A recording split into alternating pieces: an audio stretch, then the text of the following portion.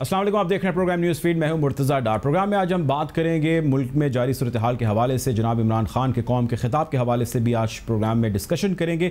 कौमी असम्बली का इजलास के अंदर होने वाले आज के खुतबात को मौज़ूए बहस लेकर आएंगे। मुल्क के अंदर जो एहतजाज का सिलसिला जारी है, मजहबी जमात की जानिब से एहतजाज में जो डिमांड रखी गई उसका जिक्र करेंगे, जिसमें फ्रांसीसी सफ़ीर को मुल्क बदर किए जाने के हवाले से डिमांड सामने आई है और कहा गया है कि इस हवाले से हमसे जब मुआहदा किया गया, हमसे एक बात तय की गई, तो उस बात से हुकूमत क्यों फिरी, जबकि हुकूमत का ये कहना है कि हमने ऐसा कोई मुआहदा नहीं किया।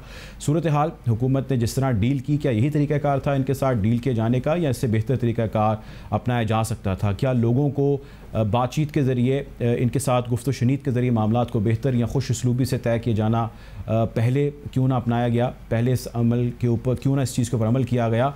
इस पर भी आज के प्रोग्राम में हम डिस्कशन करेंगे और साथ ही साथ हम ये भी जानने की कोशिश करेंगे कि जो वज़ीर-ए-आज़म पाकिस्तान है, हमेशा डायलॉग प्रोसेस का जो जिक्र करते आए और कहते आए हैं कि हमेशा बातचीत मसले का हल है, वो चाहे कश्मीर का मसला हो या वो चाहे अफ़गानिस्तान का मसला हो, तो अपने उनके मुल्क के अंदर जब इस किस्म का मसला है तो बातचीत का उन्होंने आगाज़ इतनी लेट क्यों शुरू किया?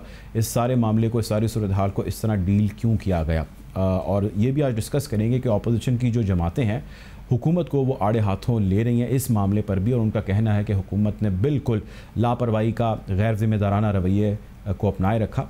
अपोजिशन की भी बात करेंगे, हुकूमती स्ट्रैटेजी प्लान की भी बात करेंगे और इन लोगों की डिमांड और इन डिमांड के पूरे किए जाने के हवाले से भी बात करेंगे। बहरहाल गुफ्तगू का बाकायदा आगाज़ करते हैं और उस आगाज़ से पहले एक मुख्तसर सी ब्रेक है, ब्रेक की जाने पड़ेंगे।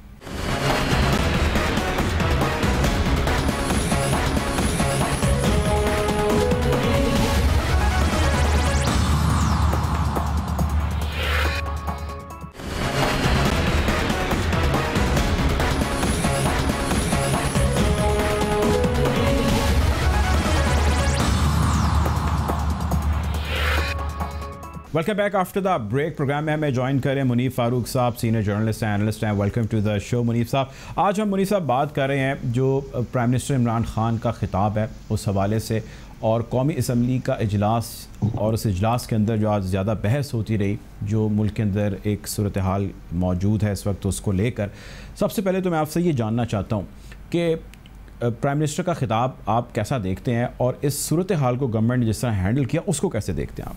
बहुत शुक्रिया मुर्तज़ा साहब आपका। देखिए, जो वज़ीर-ए-आज़म का खिताब था वो खिताब भी था, लेकिन मेरे ख्याल में वो खिताब से ज़्यादा अपील थी, और वज़ीर-ए-आज़म ने उन लोगों से की जिन्होंने इस तरह के हालात क्रिएट किए।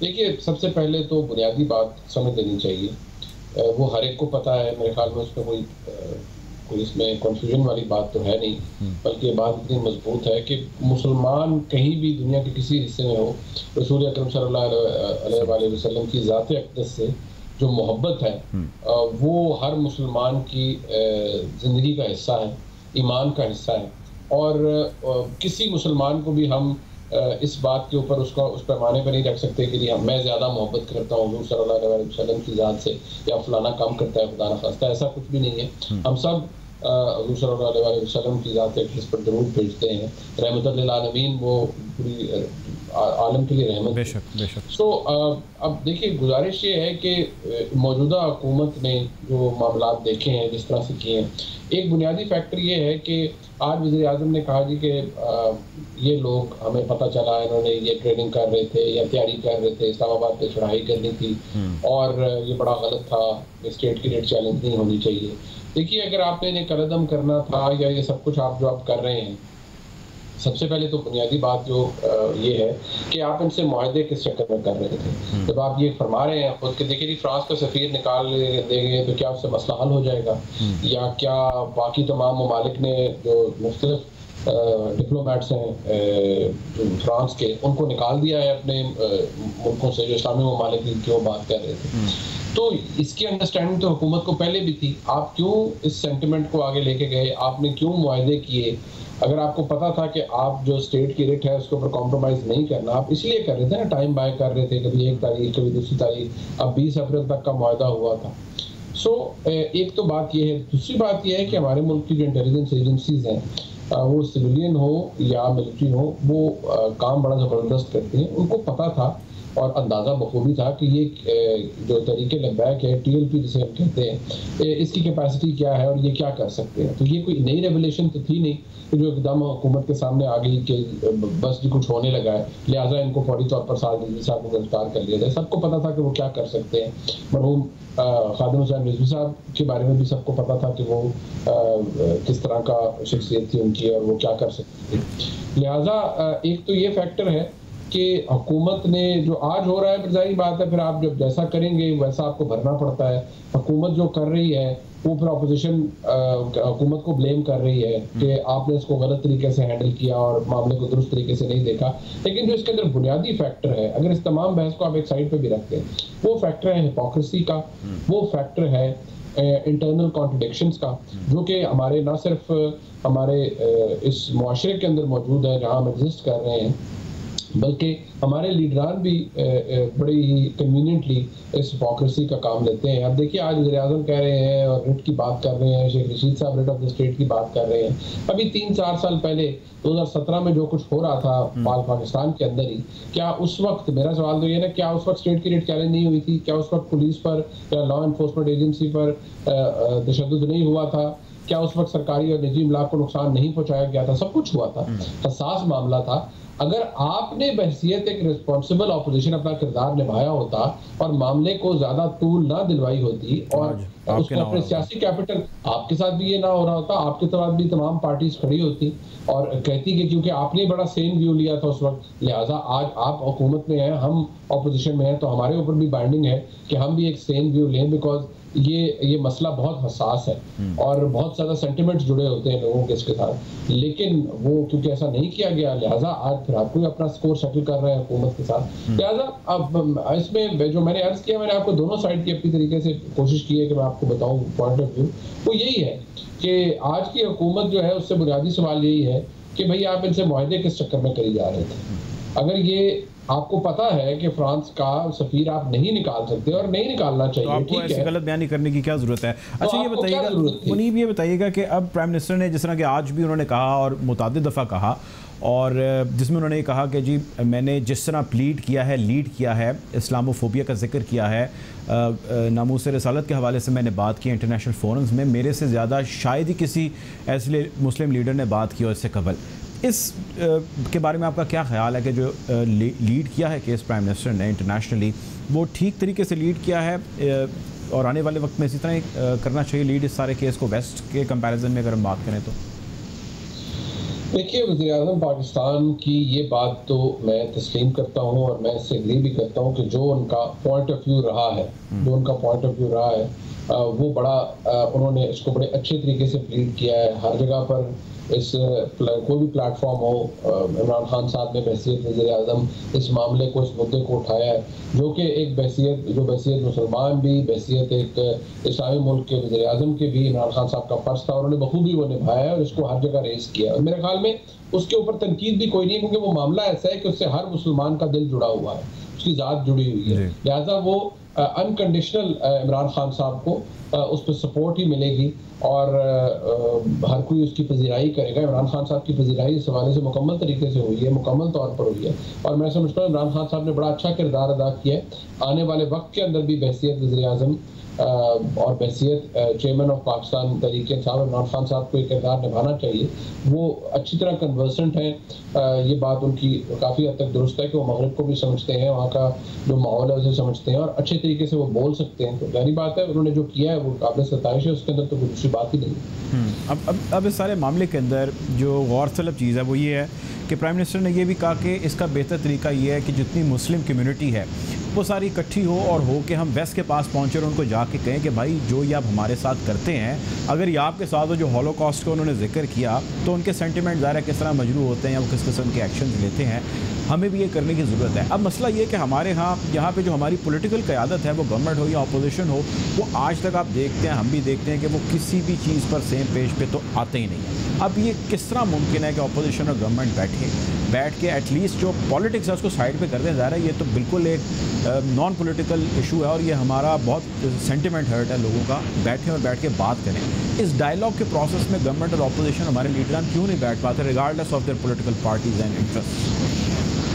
देखिए मुझसे अभी जो आपका सवाल है, आप जरा ये गौर कीजिए कि ये इसीलिए नहीं बैठ पाते बिकॉज हमारी इंटरनल कॉन्ट्रडिक्शन इतनी ज़्यादा है और वो हम इतने कन्वीनियंटली उनको एक्सरसाइज करते हैं और जानते बूझते हुए भी कि जो हम कर रहे हैं इसकी भरपाई जो है हम नहीं कर पाएंगे किसी स्टेज पे। मैंने आपको मिसाल दी कि कॉन्ट्रडिक्शन कैसे दुरुस्त हो कि इमरान खान साहब ने खुद 2017 में क्या किया, आज वो स्टेट की रिट की बात कर रहे हैं। उस वक्त भी स्टेट की रिट चैलेंज हो रही थी, उस वक्त भी पाकिस्तान का इमेज खराब हो रहा था, पाकिस्तान को नुकसान पहुंच रहा था, आज भी पाकिस्तान को नुकसान पहुंच रहा है। और आप यकीन मानिए कि रसूल अकरम सल्लल्लाहु अलैहि वसल्लम की ज़ात को कोई भी मलून हो, वो कोई किसी जगह बैठ के बक दे या कोई गुस्ताखाना मवाद वो ले भी आए, रसूल अकरम सल्लल्लाहु अलैहि वसल्लम की ज़ात मुबारक जो है वो अफजल है और वो पूरी दुनिया पूरा आलम मोतरफ है। जिसने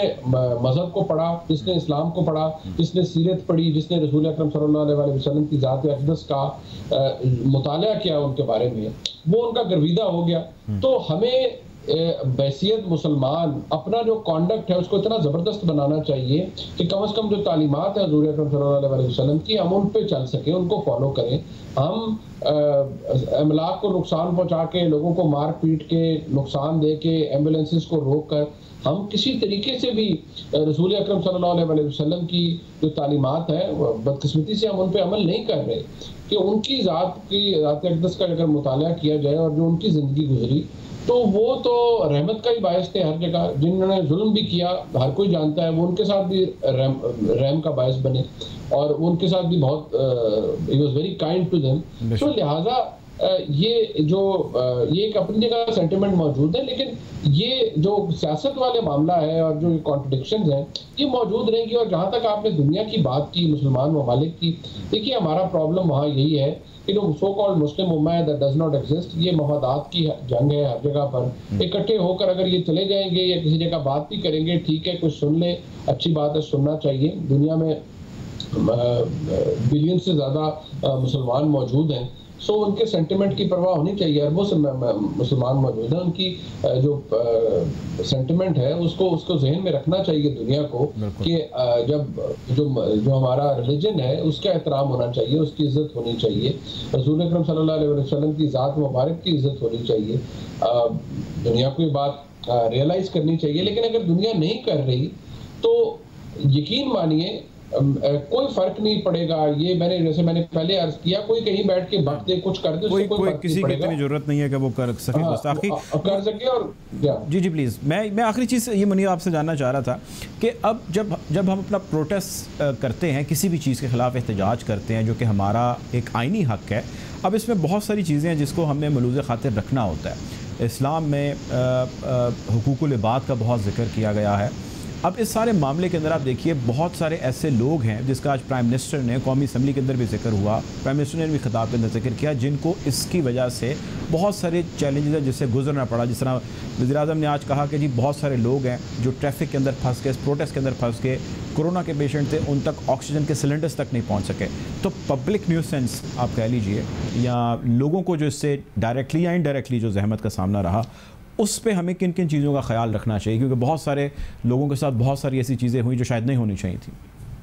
देखिए कोई भी जो राइट है ना जी, आप हक जिसे कहते हैं, बेशक वो फंडामेंटल राइट हो, लेकिन वो एब्सोल्यूट नहीं होता। फ्रीडम ऑफ एक्सप्रेशन, ठीक है जी, वो फंडामेंटल राइट्स में है। Freedom of movement fundamental rights में है, आप एक्सप्रेस कर सकते हैं। इवन एहतजाज जो है वो जमहूरी हक है आपका। लेकिन मेरा एहतजाज जमहूरी हक है उस वक्त तक है जब तक मैं आपकी ज़िंदगी अजीरन न करूँ। अगर मेरा जमहूरी हक आपके जमहूरी हक से मुतसादिम है और आप अगर अपनी फैमिली को लेकर बाहर जाना चाहते हैं या किसी को खुदा न खास्ता स्कूल छोड़ना चाहते हैं बच्चे को, या इमरजेंसी है, किसी को हॉस्पिटल ले जाना चाहते हैं और मेरे राइट की वजह से, मेरे एक्सरसाइज ऑफ राइट की वजह से आपका राइट सल्ब हो रहा है, तो वो मेरा राइट किसी काम का नहीं और ना ही मुझे हक है। लिहाजा जो कोई भी मामला है उसके अंदर वो एब्सोल्यूट कुछ नहीं है। अगर आपने एहतजाज भी करना है तो उसका एक दायरा है, उसका तरीक़ाकार है, कायदे से होना चाहिए। वो ऐसे ही नहीं हो सकता कि जी हमारा जमहूरी हक है लिहाजा सड़क ब्लॉक कर देंगे, हम तो जो एम्बुलेंसेस को भी रोकेंगे। नहीं, वो किसी का राइट टू लाइफ है, वो किसी का जिंदा रहने का हक है जो कि आपके एहतजाज से वो खो रहा है। लिहाजा ये समझने की जरूरत है कि जिसे हम जमहूरी हक कहते हैं या एहतजाज करने का हक कहते हैं वो एब्सोल्यूट नहीं है। वो ये नहीं है कि बस बेनथे बैल की तरह आप निकल जाए बाहर और दुनिया के लोगों की जिंदगी अजीरन कर दें। ऐसा नहीं है, तरीक़ाकार से चलें तो शायद जिंदगी आसान हो जाए। ठीक है जी, बहुत शुक्रिया जी। हमारे साथ मुनीर फारूक साहब मौजूद थे आपके वक्त के प्रोग्राम में। वक्त हो जाता है ब्रेक का, ब्रेक की जाने पड़ेंगे।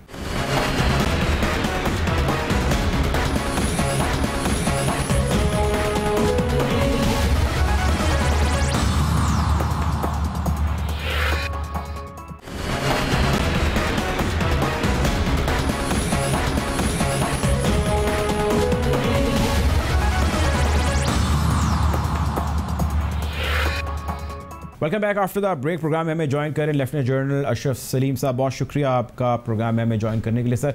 इससे पहले मैं सर गुफ्तगू कर रहा था, हमारे साथ मुनीर फारूक साहब मौजूद थे और हम बात कर रहे थे आज प्राइम मिनिस्टर के खिताब के हवाले से, फिर कौमी असम्बली के अंदर जिस तरह सारा जिक्र किया गया। अपोजिशन ने तो खैर गवर्नमेंट को आड़े हाथों लिया।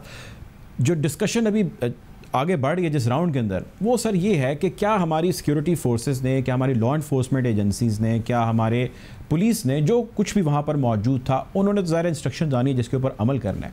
क्या बेहतर प्लानिंग या बेहतर स्ट्रेटजी हो सकती थी? स्पेसिफिकली मैं इस प्रोटेस्ट की बात नहीं कर रहा, मैं एक ओवरऑल बात करूँ सिचुएशन हैंडलिंग के हवाले से हम कितने केपेबल हैं। जी थैंक यू वेरी मच। आपकी बिल्कुल बात सही है कि इससे बेहतर हो सकती थी। और मेरे ख्याल में जब इन्होंने एहतजाज शुरू किया है, जब साद रिजवी साहब को गिरफ्तार किया गया है, तो उससे पहले थोड़ी बहुत तैयारी होनी चाहिए थी हुकूमत की, ऑपरेटर्स की, कि पता था कि कौन कौन सी जगह जहाँ पे ये लोग एहतजाज करते हैं, कौन कौन से चौक पॉइंट्स हैं जिनको ये लोग जाके होल्ड करेंगे और वहाँ पे ट्रैफिक को इंटरप्ट करेंगे, लोगों की एक नॉर्मल लाइफ के साथ ये खेलेंगे। तो वहाँ पे और कुछ नहीं तो पुलिस और रेंजर्स को वहाँ पे तैनात किया जा सकता था वक्त से पहले, ताकि ये लोग उन चीज़ों को कंट्रोल करते जो बाद में हमने देखा जो हुआ। मेरे ख्याल में इसको बेहतर तरीके से हैंडल किया जा सकता था। बाकी अच्छा, मैं इसमें सर मैं एक सॉरी आपकी बात के अंदर एक बात ऐड करना चाहता हूँ। अब प्रोटेस्ट ज़ाहिर है सबका एक आइनी हक है, एक जमहूरी हक है, अगर आप उसको एक ज़ाब्ता अखलाक और कानून के मुताबिक करें जो वज़ा किया गया है रियासत के अंदर।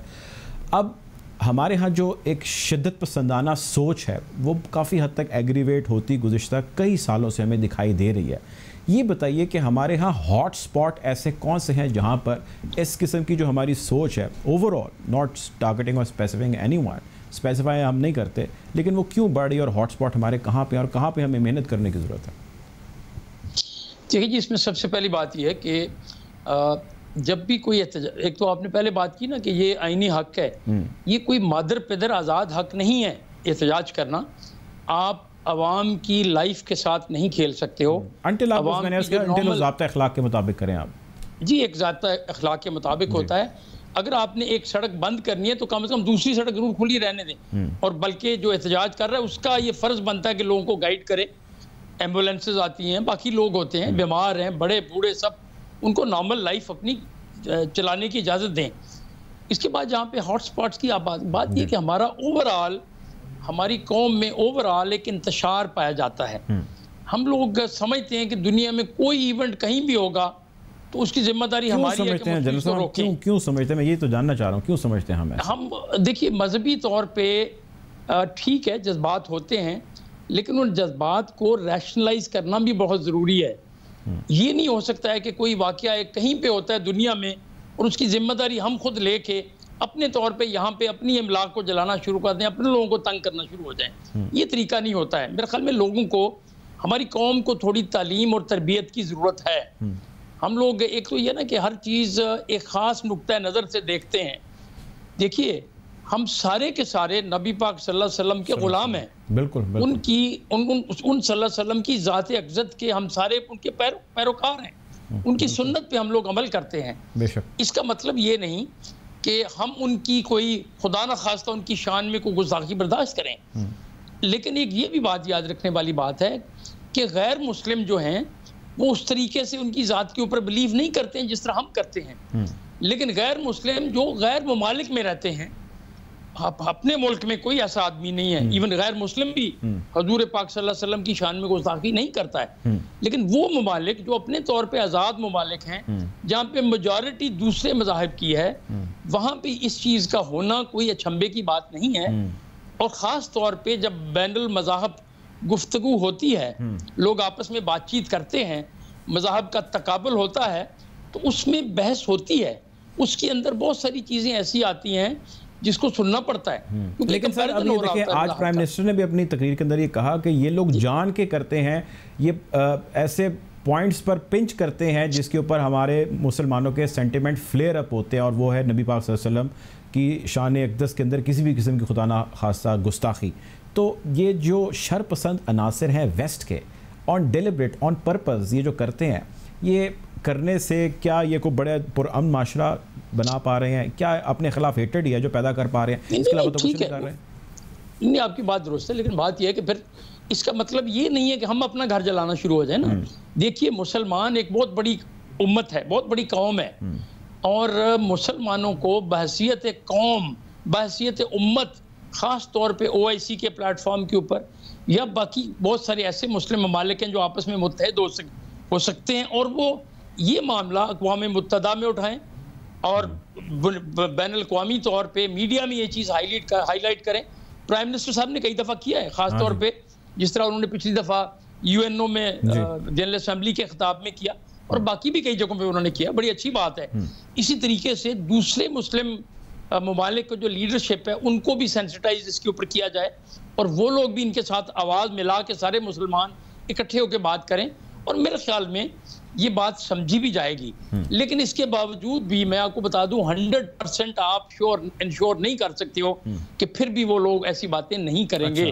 क्योंकि उनका माशरा ऐसा है, उनके यहाँ इसको आज़ादी राय तस्वर किया जाता है, जो कि गलत है। गलत है, बिल्कुल यकीन गलत है। एक आखिरी और बड़ा अहम सर सवाल आपसे मैं चाहता हूँ, क्योंकि आप इस चीज़ के माहिर एक्सपर्ट हैं, बड़े आला ओहदों पर रह चुके हैं सर। आज वज़ीर आज़म ने भी इसका जिक्र किया कि जब भी ऐसी सूरत हाल होती है, उन्होंने तो खैर रिपोर्ट आज बताई जिससे EU डिसइंफो लैब का उन्होंने हवाला दिया कि किस तरह इसके अंदर शरपसंद अनासर, तीसरी कोई और क़ुव्वत, इसके अंदर कोई भी ऐसा धड़ा, कोई भी ऐसी मज़मूम मकासद और कोशिशें कर रहा है कि मुल्क के अंदर इंतशार फैले। भारत का उन्होंने जिक्र किया इसके अंदर, EU डिसइंफो लैब का जैसे मैंने जिक्र किया। तो कितने हम वुल्नरेबल हैं इस सारी सिचुएशन के अंदर कि कोई इसका फ़ायदा उठा सकता है और हमारे दरमियान मज़ीद खून रेज़ी करा सकता है? इसमें बिल्कुल कोई शक नहीं, हम बहुत ज़्यादा वल्नरेबल हैं इसके ऊपर, क्योंकि उनको पता है कि हमारी कौम बुनियादी तौर पे कुछ हमारे वो हॉट स्पॉट हैं जिसके ऊपर थोड़ा सा छेड़ा जाए तो हम लोग उस पर मुश्तल हो जाते हैं और आपस में ही लड़ना शुरू हो जाते हैं, एक दूसरे की टांगें अपने ही अमलाक को नुकसान पहुँचाना शुरू हो जाते हैं। और इस चीज़ को एक्सप्लॉइट करना, ख़ास तौर पर वो ममालिक जो हमारे दुश्मन ममालिक कहलाते हैं वो लोग इसको एक्सप्लॉइट करते हैं, और वो करेंगे भी। और आजकल तो मीडिया का दौर है, सोशल मीडिया है, पूरी दुनिया में देखा जाता है जी। इस दौर में बड़ी आसानी से वो इसके अंदर चीज़ें इंजेक्ट करते हैं, सोशल मीडिया में इंजेक्ट की जाती हैं चीज़ें, हमें और मुश्तिल किया जाता है।